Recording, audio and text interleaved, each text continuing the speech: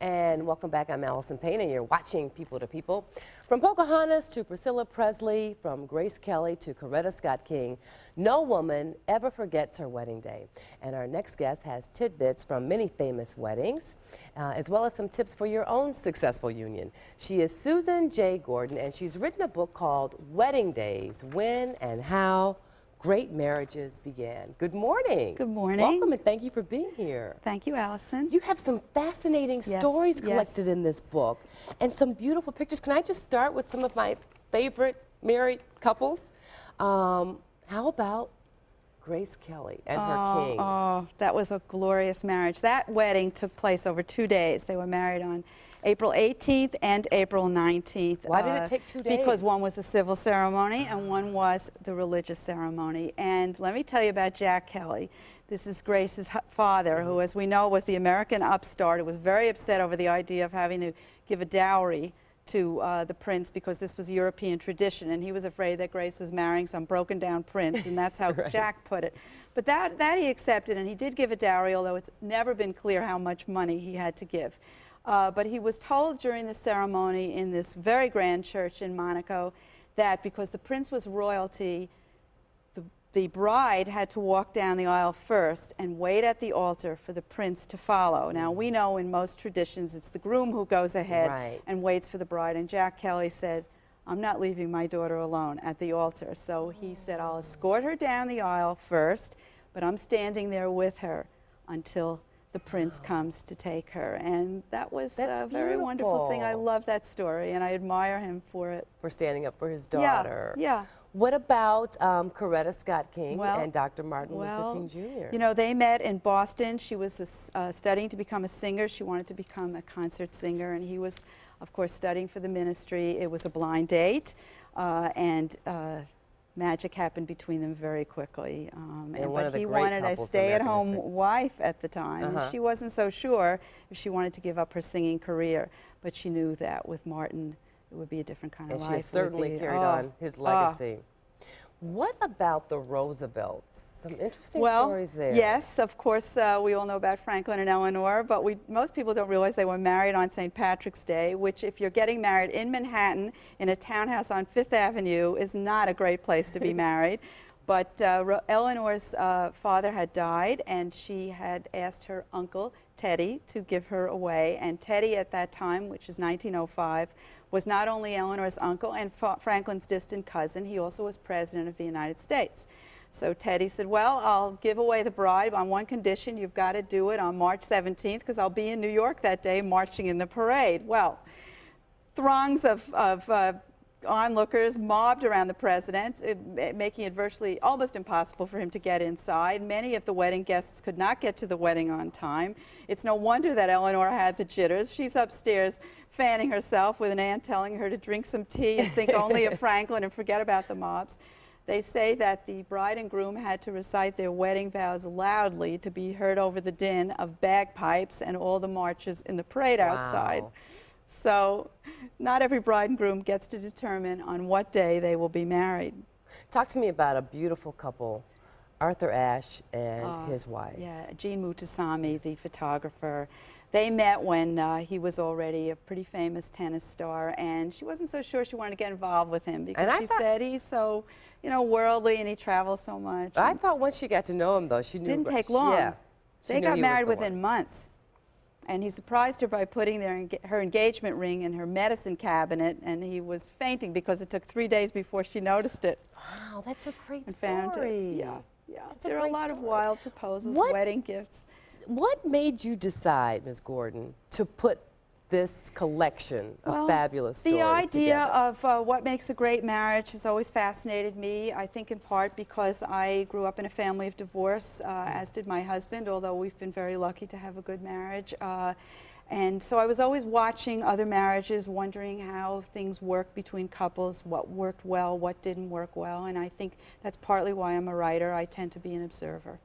So what have you concluded as you've observed all of these unions? I think one of the main things what in makes these it marriages... Because we've already gone over the 10 bad things that women don't want to do, and I took note on those.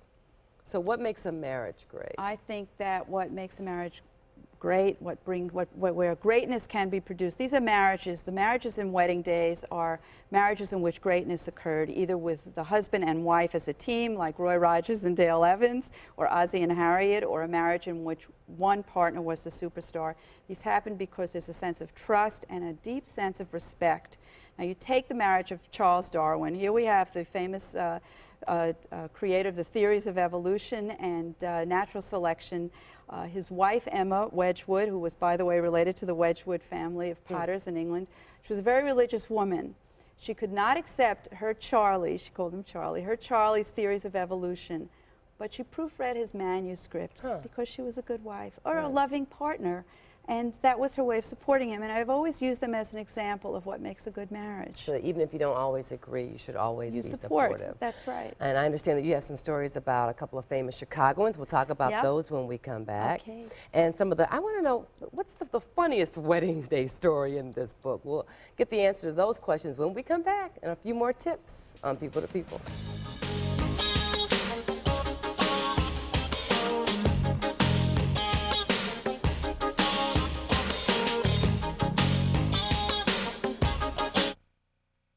The book is called Wedding Days, When and How Great Marriages Began, and it's really sweet the way you put this together. What you have is a wedding for every day of the year, every famous union that took place.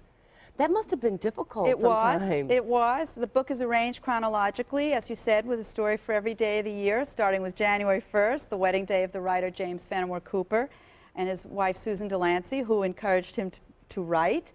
And it ends with December 31st, New Year's Eve, which is the wedding day of Roy Rogers and Dale Evans. So this is And he proposed to her, by the way, right on horseback, because they were about to ride out into an arena in a rodeo. Of course. So other couples can look up their own wedding date. Yes, you can. And you see can what the famous and you can also learn what the bride wore, what kind of food they served, and sometimes it's helped best men and women who have to plan a great speech. They can find some interesting material, so it's useful. Yeah. So very quickly, funniest story you can remember. Napoleon and Josephine had a really funny wedding night, although I don't think Napoleon would have thought so. You know, Josephine was widowed when she met Napoleon. Her husband had been guillotined in the Reign of Terror. She was 32 years old, still very gorgeous, and she went back to Paris. Ready for a new man. Being Josephine, she went looking for another husband. She also had 2 kids. She was widowed.